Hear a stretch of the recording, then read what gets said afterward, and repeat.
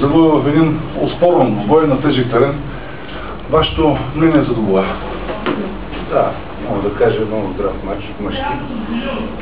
Важното за нас беше да видим така нашето моментно състояние срещу отбор, мога да кажа, с така доста добри футболисти, добър треньор, вървящ в А група, като гледам класирането е пред доста от така отборите за момента и те, които бяха с претенции преди шампионата и Славия, и Локомотив, така че, какво да ви кажа, за нас беше изключително важно да видим нашето състояние, така, нашите мои момчета, особено на чуждерен, да видим тук, знаем как се играе обстановката, каква е, нали, публиката е доста ентусиазирана и смятам, че с малки изключения опитахме се да се надиграем чисто футболно с отбора на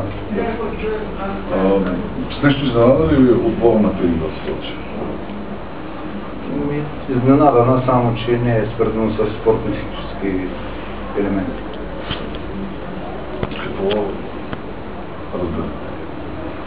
Това, с което ме изненада, не е спортно-физически елементи. Нямам повече какво да говоря, защото виждаме какви глоби отнасят хора, които казват някои истини, а явно истината в България не трябва да излиза наяве.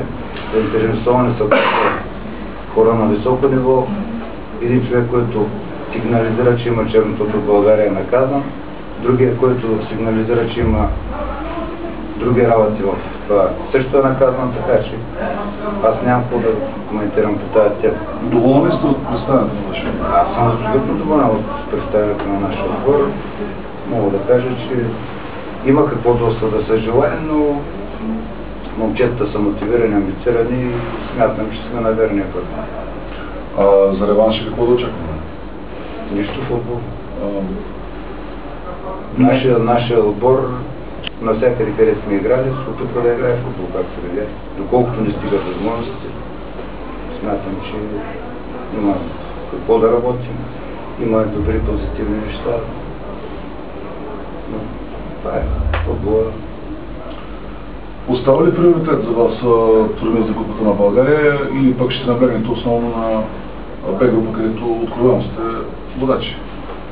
Значи, по принцип името на Нефтохимик е такова, много добре знаете, така че и на малки вратички да играем и срещу майката и бащите да играем, не играем за победа, така че няма приоритети при нас и всеки един матч играем и даваме максимум от себе си, стремим да със сигурност при това, как да кажа, измислен жреби, не жреби ми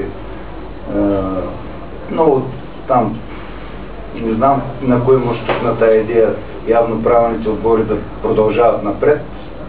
Със сигурност ние няма да вземем купата, като гледам, мисля, че и Гоце Делчев трудно ще я вземат, но всеки един мач за нас е важен, както казах. Това е много важно да видим моментното състояние срещу отбора на Пирин, който, както казах, добре върви кръстото, опитва се да играе добър футбол, агресивен, контактен и така.